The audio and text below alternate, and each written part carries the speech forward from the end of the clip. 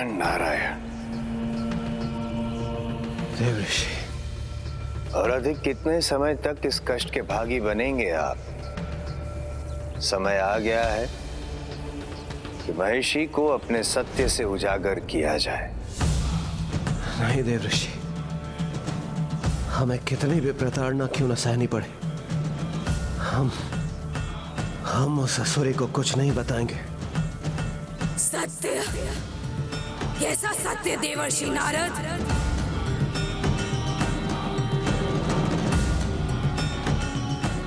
रुकिए मत देवर्षि, बताइए मुझे किस सत्य की बात कर रहे हैं आप? नहीं देवऋषि, देवऋषि से कुछ मत बताना। तुम्हारे काल स्वामी अय्यप्पा की ओम स्वामिये शरणमय्यप्पा, हरिहर सुतने शरणमय्यप्पा, आपद्बांधवने शरणमय्यप्पा। महिषी के कर्मों का फल अब उसे मिलने वाला था, क्योंकि नियति उसे प्रभु अयप्पा के सामने लाने की योजना बना चुकी थी। जहां एक ओर स्वामी अयप्पा वन जाने के लिए तैयार थे और वहीं दूसरी ओर महाअसुरी महिषी प्रभु स्वामी अयप्पा के बारे में जान चुकी थी। महिषी, अब निकट आ गया है तुम्हारा अंत। देवताओं के कष्ट भंजन स्वामी अयप्पा शीघ्र आ रहे हैं, तुम्हारा काल बनकर। नहीं। ये कैसे वचन कह रहे हैं आप देवर्षि? क्या आपको मेरे वरदान के बारे में ज्ञात नहीं? अमर तुल्य है मेरा वरदान, अमर तुल्य। नारायण नारायण। प्रभु कृपा से नारद तो किसी के बारे में वो भी जानता है जो व्यक्ति स्वयं अपने बारे में नहीं जानता।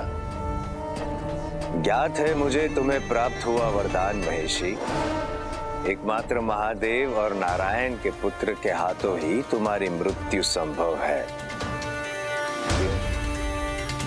सत्य कहा ना मैंने? एक और सत्य जान लो महिषी, मणिकंठा स्वामी अयप्पा मोहिनी रूपी नारायण और कामेश्वर रूपी महादेव के पुत्र है। ओम स्वामिये शरणमय्यप्पा।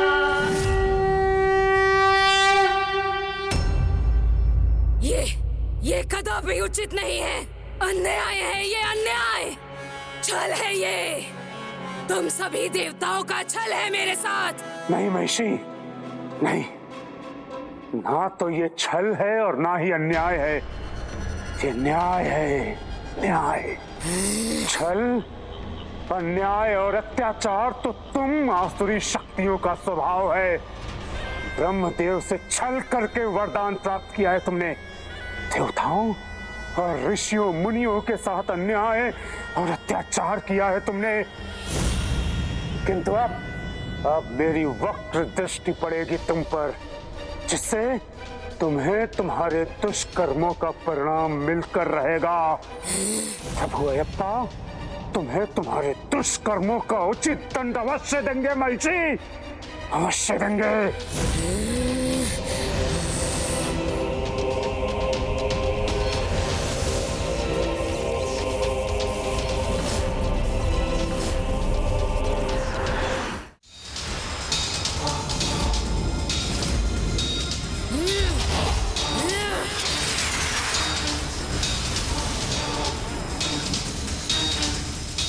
न मुझ पर तुम्हारी दृष्टि पड़ेगी, न उसका प्रभाव होगा शनिदेव।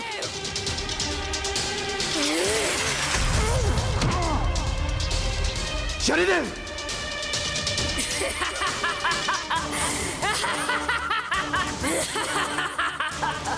महिषी, मेरी दृष्टि भले ही तुम तक ना पहुंची हो, तब भी समय आने पर प्रभु अयप्पा के हाथों अपने कर्मों का फल भोगने के लिए तैयार रहना।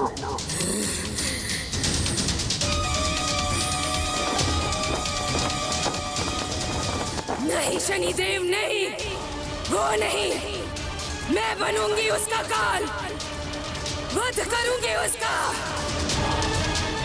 देवर्षि नारद, बताइए मुझे, कैसा दिखाई देता है वो? कहाँ मिलेगा वो मुझे? वो कैसे दिखाई देते हैं? कैसे दिखाई देते हैं? जिनका जन्म महादेव और नारायण के अंश से हुआ हो, उनका वर्णन अवर्णीय है। जिनके जन्म से ही उनके कंठ में बस कर दिव्य मणि स्वयं अपनी शोभा बढ़ाता है, उनके जैसा तेजस्वी कदाचित ही कोई और होगा। मणिकंठा स्वामी अयप्पा तो अनेकों मणियों से भी अधिक तेजस्वी है।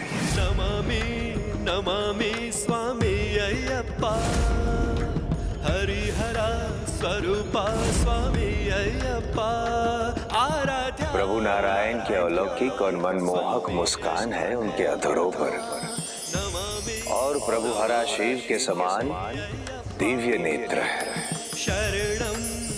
जिनमें हरि और हरा दोनों की छवि के दर्शन होते हैं।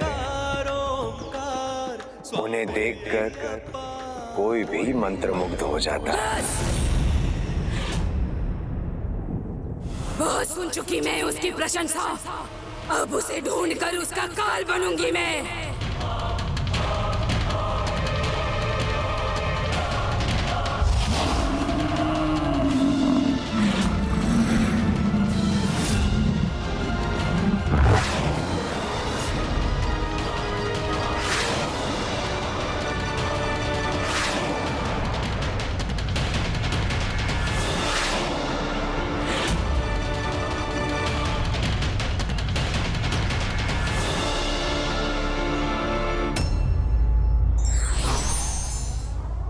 कोई व्यक्ति कितना भी सज्जन क्यों ना हो, बुरी संगति उसके स्वभाव में कुटिलता ला ही देती है।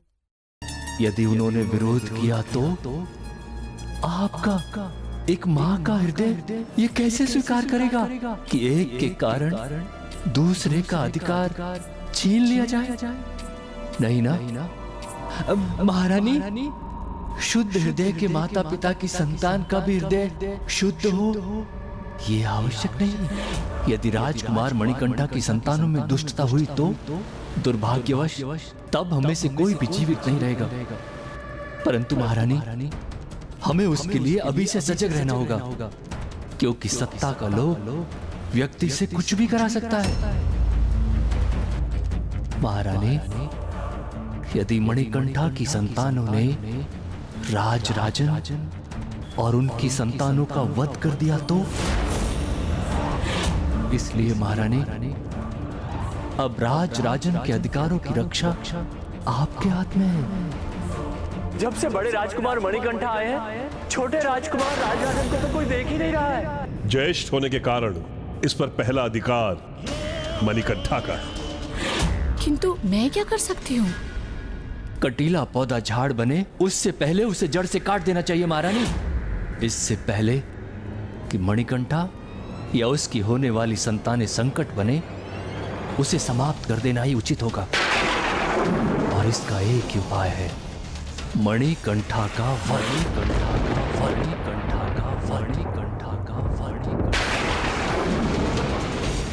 ये क्या कह रहे हैं आप? ये मैं कैसे कर सकती हूँ? आपको कहाँ कुछ करना है महारानी, आप केवल आदेश दीजिए, मैं ऐसा उपाय करूंगा कि ये अयप्पा स्वयं को अपने आप अपने अंत की ओर ले जाएगा। इतना महंगा सुझाव। ये महामंत्री कितना क्रूर है ना, और अनुचित कर्म है ना? धर्म के अनुसार ये तो हत्या तुल्य अधर्म है। जो परिवार को तोड़ने का प्रयास करता है या जो अपने स्नेही जनों को दूर करने का प्रयास करता है, वो तो हत्या के समान पाप करता है। और जहाँ एक और उस दुष्ट मंत्री ने एक माँ की ममता का लाभ उठाकर उसके मन में अपनी ही संतान के प्रति विष खोलने का प्रयास किया, वहीं दूसरी ओर